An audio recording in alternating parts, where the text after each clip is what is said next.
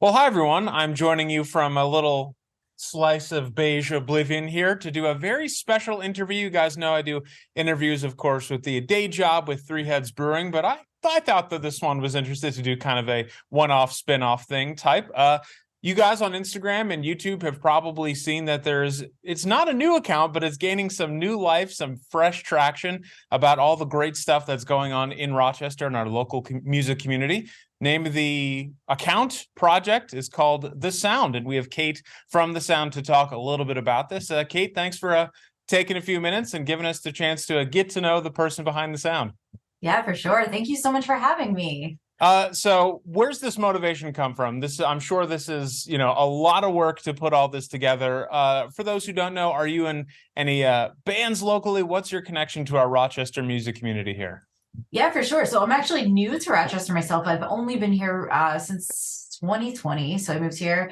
And one of the reasons that my partner and I chose the city was for music. And we have a band. Our band is called Bad Bloom.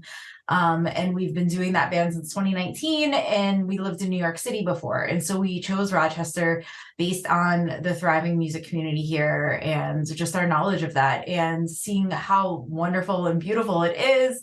And I was kind of inspired by that, talking to a lot of musicians around here and really seeing that there was not as much connection as there should be. And I think that's in part due to the pandemic, but also like, how does this musician not know this musician? That was kind of the inspiration.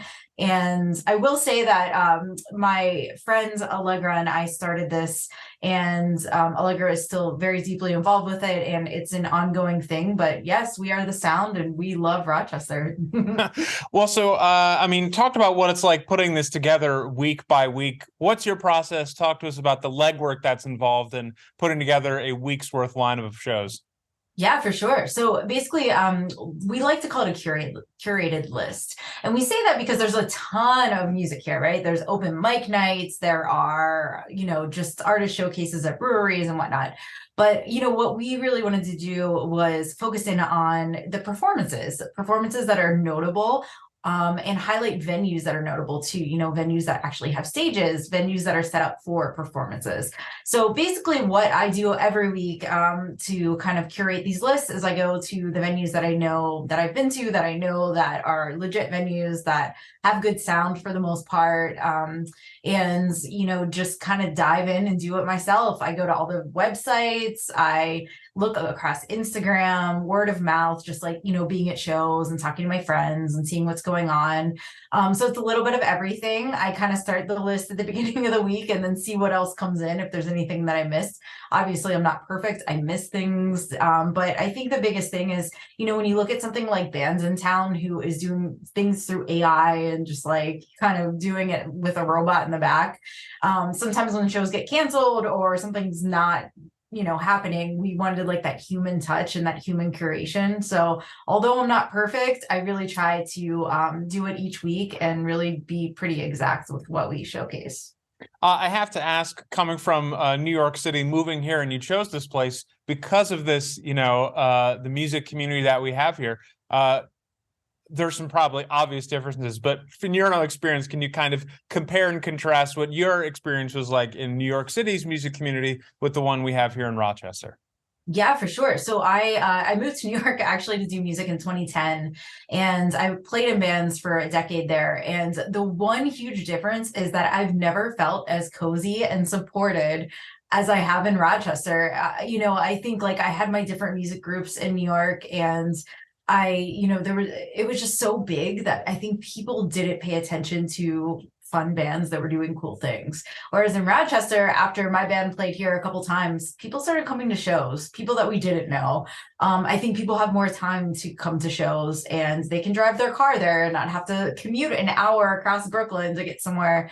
So I think there's a lot of differences, but I think the support and just the lifting each other up in Rochester is one of the most meaningful things that I really haven't experienced as a musician. And I just love it so much. That's a beautiful thing. And if I may, it seems like it's coming around a little bit for your end. I know people in our line of work, we don't do this for the adulation. We don't, do this because it, comes back to us. We do it because we love it. But in the past 3 or 4 months, this account, which you said you moved to Rochester in 2020, been running this account and this platform for about a year and a half now. But in the past 3 or 4 months, you've been getting some more traction, getting some more notices. It's growing a little bit. Did an interview with a friend of the show, Yarms. How does that feel? All this hard work's kind of paying off, and I'm sure it feels good.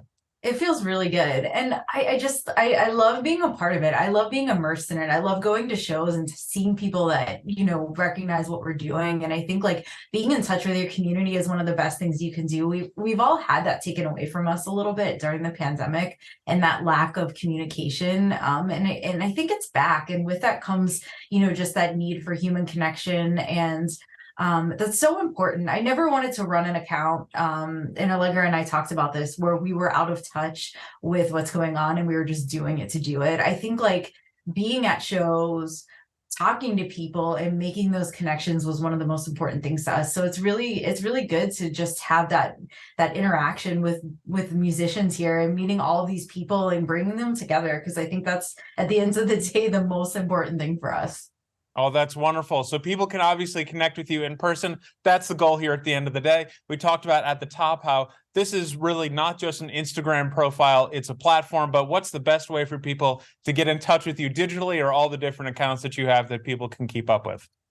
Yeah, so we're rolling out a ton of fun new content. We used to have a website. We moved that website completely to Instagram. So we're the Sound Rock on Instagram.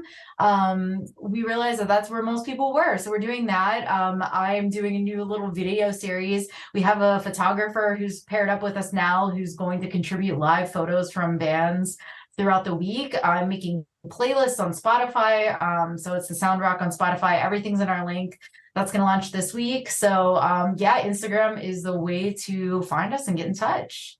Awesome. Kate, thank you so much again. This is Kate from the Sound Rock. It's maybe new to a lot of us, but it's been around for a little bit. The Sound, keeping up with all things here in Rochester. I'm Dan. I'll see you guys soon.